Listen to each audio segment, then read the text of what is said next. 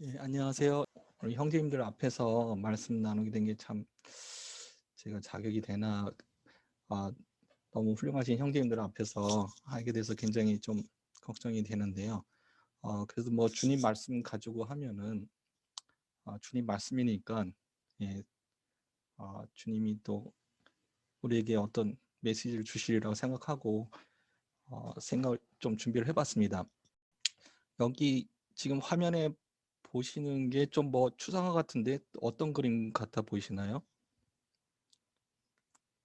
좀 예술의 조예가 있으신 분들은 좀 아실 것 같기도 한데 소영철 형제님 뭐 아시는 것 같은데요. 물이 흐르는데 돌이 있는 거 아닌가요? 혹시 아, 예, 예. 좀 비슷합니다. 예. 상대가 뭐야? 예.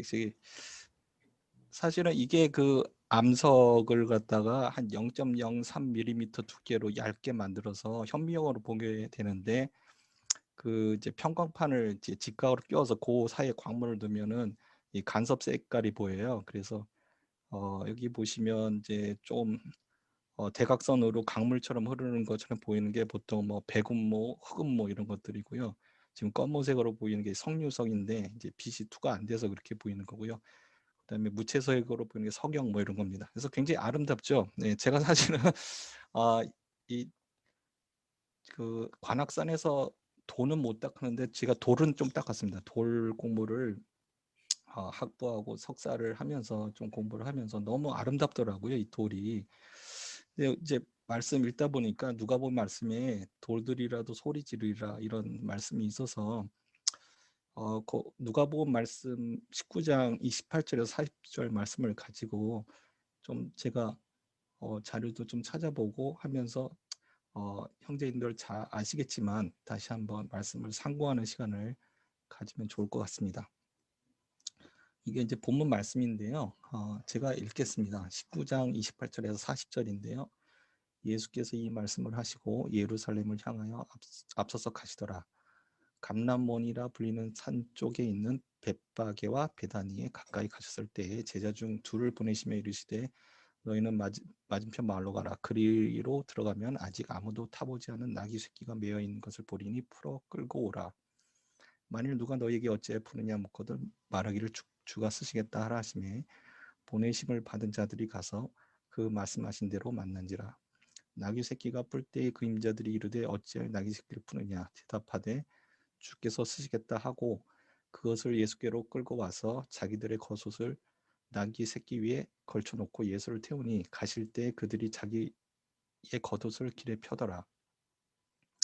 이미 감난산 내리막길에 가까이 오심에 제자의 온 무리가 자기들이 본 바 모든 등한 일로 인하여 기뻐하며 큰 소리로 하나님을 찬양하여 이르되 찬송하리로다. 주의 이름으로 오시는 왕이여 하늘에는 평하여 가장 높은 곳에는 영광이로다 하니 무리 중 어떤 바리새인들이 말하되 선생이여 당신의 제자들을 책망하소서 하거늘 대답하여 이르시되 내가 너에게 말하노니 만일 이 사람들이 침묵하면 돌들이 소리 지르리라 하시니라. 네, 여기 말씀을 가지고 함께 같이 나눠보려고 합니다. 너무 잘 아시는 말씀이신 것 같은데 제가 좀 정리를 하기 위해서 좀 적어봤습니다. 이제 배경이 이제 예수님께서 이제 소위 말하는 고난 주간이라고 하는 그 주에 예루살렘에 입성하시는 그 광경이 되고요. 어, 그러니까 십자가에 돌아가 달리시기 이제 얼마 남지 않은 시기에 예루살렘에 이제 들어가시는 그 시기가 되고 어, 누가복음 그 19장 앞부분에 보면 뭐 여리고에서 있던 사건 얘기가 나오고 있습니다. 그래서 아마도 여리고에서 그다음에 이 말씀에 보면 베다니 벳박의 근처까지 가셨고 예루살렘에 이제 가셨다는 말씀이 있습니다. 그래서 이제 장소 그 지도를 보시면 사해 바다가 있고 여리고가 거기 조금 위에 있죠. 그다음에 예루살렘이 이제 서남쪽쯤에 있는데 거기 벳박의 베다니가 이제 가까이 있습니다. 그래서 베다니는 그 묻는 저기 죽었던 나사로를 살리셨던 곳이고요.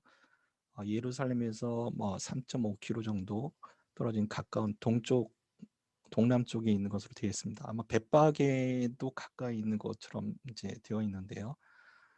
그래서 예수님께서 이제 어, 이제 예루살렘으로 가시는데 벳바게와 베다니 근처에 이제 이르셔서 제자들에게 나귀를 데려오라고 하십니다. 저 동네에 가서. 그래서 그 제자들이 나귀를 데려와서 자기 겉옷을 어, 말 안장처럼 나귀 새끼에 올리고 예수님 타시고 이제 어, 이제 예루살렘으로 가실 때 바닥에다가 자기 옷을 펴고 그 다음에 찬양을 합니다. 그러시면서 예수님이 이제 입성을 하시는데 거기에 이제 바리새인들이 뭔가 잘못됐다라고 얘기를 하고 있고 예수님은 어, 그 바리새인들을 지적하십니다. 요게 이제 주요 내용이 이제 되는 거고요. 그래서 이제 여기 말씀을 가지고 몇 가지 소주제를 가지고 제가 좀 나눠봤습니다. 소주제로. 그래서 그 예수님이 이제 그 나귀 성장한 것도 아니고 나귀 새끼 나귀를 타고 가셨다 이렇게 되어 있습니다. 그 참 여기 보면 그림에 이게 나귀가 아니라 말처럼 보이는데 하여튼 멋있습니다. 이 나귀는 제가 보기에 이렇게 멋있지 않았을 것 같아요. 그다음에 굉장히 작은 나귀, 어린 나귀 새끼를 타고 가셨고 그 스가랴서 말씀에 보면은 그 시온에 따라 크게 기뻐할지어다 예루살렘에 따라 즐거이 부를지어다 내 왕이 내게 임하시나니 그는 공의로우시며 구원을 베푸시며 겸손하여서 나귀를 타시나니 나귀의 작은 것 곧 나귀 새끼니라. 예언된 대로 예수님은 왕으로 가십니다. 왕으로 임하시는데 구원을 하시기 위해서 지금 나귀를 타고 계시고요. 그 다음에 새끼 나귀를 타셨다는 건 겸손하신 예수님을 이제 나타내고 있습니다. 그래서 나귀 색깔이라는 것이 이제 구약 말씀에 보면 그런 어떤 신성한 제물이 될 수도 있고 그 다음에 겸손하신 그 예수님을 나타내고 있습니다. 그래서 어떤 예수님의 그 지금 이스라엘 입성이 왕으로 오시며 또 구원자로 오시는데 겸손하게 오시는 그 모습을 보여주고 있습니다. 뭐 잘 아시다시피 이스라엘 백성 그때 정치적인 메시아를 자기네가 원했지만 자기 로마 속국에서 해방되고 경제적으로도 정치적으로도 해방되기를 원했지만 예수님은 나는 이 땅에 속하지 않았고 하늘에 속했다. 내 나라는 하늘에 속했다라고 말씀을 하셨고 겸손하게 오셨습니다. 그 다음에 이제 두 번째 제가 이제 좀 이렇게 눈에 보이는 것은 나귀 새끼를 가져오는데 제자들에게 이제 베다니 벳바게 근처에 와서 저 동네에 가서 나귀를 가져오라. 거기 나귀 새끼 매여 있을 것이다. 가져와라. 아마도 이제 주인이 왜 가져가냐고 물어보면 주께서 쓰시겠다고 하라. 그렇게 이제 합니다. 보니까 이제 사실 제자 입장에서 보면은 뭐 그냥 시키는 대로 한 것밖에 없고요. 특별하게 뭐 별로 생각할 것도 없는 것 같습니다. 제가 보기에. 그래서 보시면 그 전지전능하신 예수님께서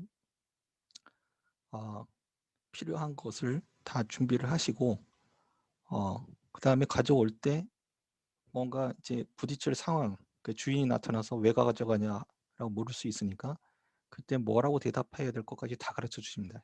아주 세세하게.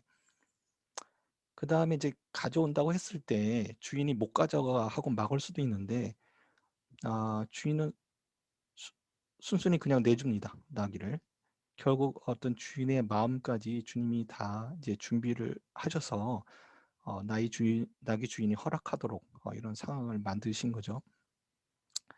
그래서 그 제자들 입장에서 봤을 때는 참 예수님께서 세세한 것까지 다 준비하셔서 뭘 해야 될 것까지 구체적인 것까지 다 이제 챙겨 주시는 주님을 이제 보게 됩니다.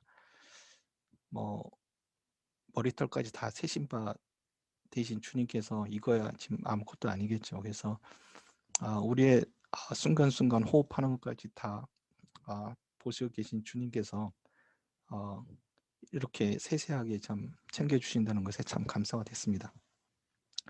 그다음에 인제 그 세 번째로 인제 제가 쪼금 생각해 봤던 것이 이제 왕으로 오신 예수님을 인제 찬양하는 모습이 나옵니다. 그래서 그 어떤 사람들이 찬양했는가 봤더니 아마 여기 보면 이제 뭐 제자들 얘기가 나옵니다. 그런데 이제 뭐 요한복음에 보면은 이제 요한복음 12장 17절 18절을 봤을 때 나사로를 인제 죽은 자 가운데서 살리실 때 함께 있던 무리가 증거했고 무리가 예수를 맞은 것은 이 표적 행하심을 들었기 때문이다라는 말씀이 있습니다. 그래서 사실은 이제 예수님 제자뿐만 아니라 뭐 갈릴리 사람, 여리고 사람, 아마도 벳박의 베다니 사람, 예루살렘 사람 등 그 예수님의 권능을 직접 보거나 그 소식을 들은 사람들이 아 찬양을 했던 것 같습니다. 그래서 그 예수를 믿는 참 우리가 사실 우리가 인제 뭐 구원을 받았다는 자체가 기적이고 예수님을 주라고 고백했던 것 자체가 참 우리가 벌써 주님의 권능을 직접 체험했다고 생각이 됩니다.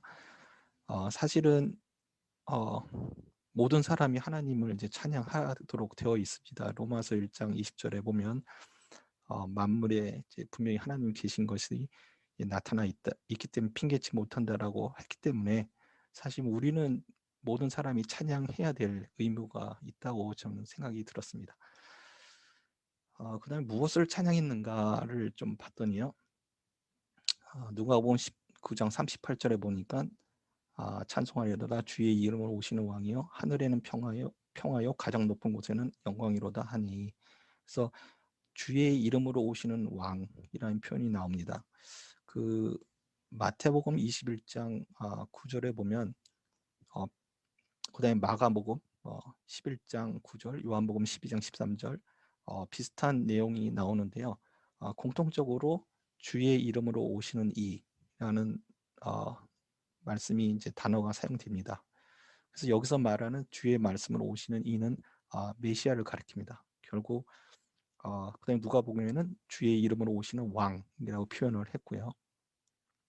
그래서 예수님의 그 왕으로 오심, 메시아로 오신 우리의 구원자이심을 찬양을 한 걸 알 수 있습니다. 그다음에 보면은 "하늘에는 평화요 가장 높은 곳에는 영광이로다."라는 말씀이 있는데 여기서 하늘의 평화 그다음에 가장 높은 곳에는 영광이로다. 그래서 이 평화라는 게 하늘에서 어 결국 하나님과 우리 인간이 이 화목하게 되었다. 화평하게 되었다라는 것을 찬양한다는 생각이 하게 됐고요. 그 로마서 5장 10절 11절에 보면은 그 아들의 죽으심으로 말미암아 하나님으로 더불어 화목되었은즉 화목된 자로서 더욱 그의 살으심을 인하여 구원을 얻을 것이니라. 아 그다음에 구원을 받았기 때문에 즐겁다. 뭐 이런 말씀이 계속 이어지고 있습니다. 그래서 어 우리가 찬양해야 될 것이 예수님이 우리의 메시아가 되신 뿐만 아니라 구원자가 되신 것뿐만 아니라 그것 때문에 그분의 죽으심으로 말미암아 우리가 화목되었다는 것을 우리가 찬양해야 될 것이라는 이제 생각을 하게 됩니다. 어 그 마태복음과 마가복음, 요한복음에 보면 이제 호산나라는 용어가 씁니다. 이 누가복음에는 호산나가 안 나오는데요. 다른 데는 이제 호산나가 나옵니다. 그래서 호산나 다윗의 자손이여 호산나 찬송하리로다 이렇게 반복이 되는데요. 이 호산나는 이제 구원하소서 도와주소서 이런 뜻이 있다고 합니다. 그래서 그 이스라엘 예수 예루살렘에 있어가는 예수님을 그 제자들과 예수님에 대해서 직접 간접적으로 보고 들은 사람들이 찬양을 할 때 구원하소서 도와주소서 하시면서 찬양을 했습니다. 아 참 우리가 또 이제 찬양해야 될 것이 그렇게 구원하소서 도와달라고 또 우리가 참 간구할 수 있을 것 같습니다. 아 그다음에 이제 그 찬양하는 이제 방식인데요. 이제 어떻게 찬양했는가 조금 봤는데 누가복음에 보면 큰 소리로 찬양했다고 되어 있고요. 마태복음에 보니까 소리 높여서 했다 그러고 마가복음에는 소리 지르되라고 되어 있습니다. 그래서 좀 목소리를 크게 한 것 같습니다. 그 요즘은 마이크가 있으니까 마이크 대고 하면 될 것 같은데 그때는 마이크가 없었던 것 같아요. 근데 정말 큰 소리를 한다는 것 자체가 우리의 참 진심과 간절함을 담아서 찬양을 한 것이 아닌가 이제 그렇게 이해가 되고요. 그 다음에 겉옷을 이제 깔아서 나귀에 까는 건 이제 안장 대신 사용하게 하신 거고, 또 겉옷과 종려나무 가지를 길 위에 깔았습니다. 누가복음에는 종려나무 가지를 깔았다는 말은 안 나오는데 다른 이제 공관복음에 보면 종려나무 가지를 깔았다는 말이 나옵니다. 그래서 이거는 이제 왕이나 귀인에 대한 존경의 표시로서 예수님에 대한 대우라고 이제 볼 수 있을 것 같습니다. 그래서 예수님에 대한 어떤 우리가 우리의 메시아 왕이 되신 예수님에 대한 그 존경의 마음을 가지고 간절하고 큰 소리로 참 우리가 찬양을 해야 될 것 같다는 생각을 하게 됐습니다. 근데 여기에 이제 반대하는 세력이 보이는데요. 이제 바리새인입니다. 그래서 바리새인들이 이제 하는 말이 선생이여 당신의 제자들 책망하소서. 그 이유는 이제 구체적으로는 나와 있지 않지만 이제 뭐 여러 가지 정황을 볼 때 이렇게 소란스럽게 사람들이 막 하면은 로마 통치 그런 상황에서 로마 이제 로부터 정책자로부터 당국으로부터 어떤 제재가 있을 가능성이 있다라는 걱정을 했을 것 같기도 하고요. 또 한편으로는 이 사람들이 신성 모독 해당한다고 생각해서 예수님을 이제 제재한 것으로 이제 보입니다. 그래서 결국 이 사람들은 이제 왕으로 안 봤죠. 선생으로 본 거죠. 선생 정도로 봤고, 그 다음에 예수님이 메시아인 거를 부인하는, 그렇기 때문에 왕으로 보지 않았기 때문에 못하게 막는 거죠. 예. 거기에 대해서 예수님은 이제 강하게 질책을 하십니다. 40절에 보면은 내가 너에게 말하노니 만일 이 사람들이 침묵하면 돌들이라도 소리 지르리라. 참 돌들은 뭐 잘 아시다시피 무생물이고 이것이 어떻게 찬양을 하겠습니까?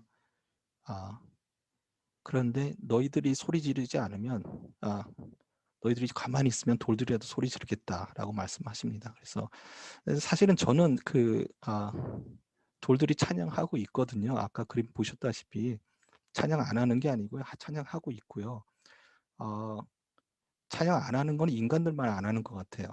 제가 보기에 사실은 그래서 뭐 잘 아시다시피 로마서 1장 20절 21절 보면 창세로부터 그의 보이지 않은 것들 곧 그의 영원하신 능력과 신성이 그 만드신 만물에 분명히 보여 알게 되느니 그러므로 저희가 핑계치 못할지니라.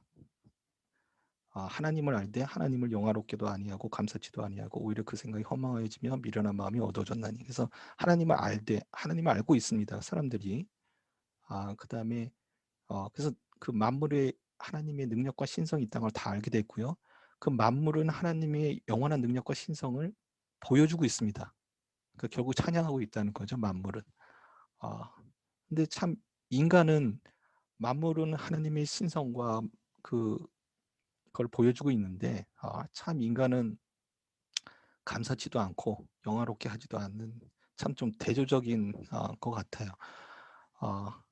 그리고 또 예수님이 질책을 하셨다는 것 자체가 뭐냐면 찬양하지 않는 것 자체가 죄라는 또 말씀을 이제 하신 거를 볼 수 있을 것 같습니다. 그래서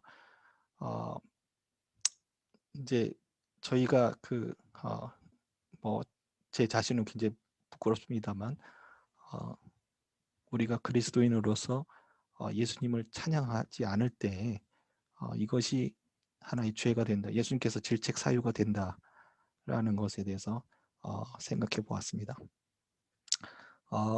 이제 마무리하려고 하는데요. 이게 이제 돌 사진 하나입니다. 남정석인데 굉장히 예쁘죠. 제가 찍은 건 아니고요. 그래서 가져왔는데 제가 이런 걸 갖고 있었는데 이제 한 20년 전에 누구한테 선물해드리고 이제 저희가 가진 게 없어요. 안타깝게도. 근데 참 하나님 만드신 만물이 굉장히 아름답습니다. 굉장히 아름답고 그런데 우리가 찬양하지 않고 있으면 이렇게 돌들이라도 소리 지르면서 하나님을 찬양하게 할 것이다라고 말씀하셨고 실제로 찬양하고 있습니다. 그래서 이 만물보다도 부끄럽지 않게 만물의 영장이라고 하면서 어, 참 우리 인간이 찬양하지 않는 게 얼마나 큰 잘못인가. 그 다음에 우리의 왕이 되시고 주인이 되시고 그런 주님을 항상 찬양하고 하는 것이 우리의 임무다. 라는 생각이 들고 주님 일을 하는 모든 일 가운데 주님께서 모든 걸 챙겨주시고 그러니까 어디에 나귀가 있을 것이다.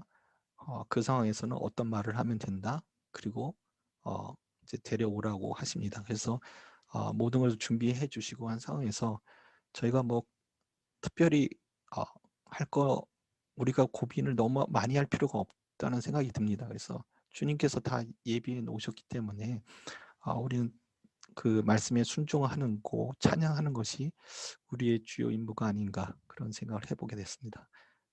이상으로 말씀 교제를 마치겠습니다.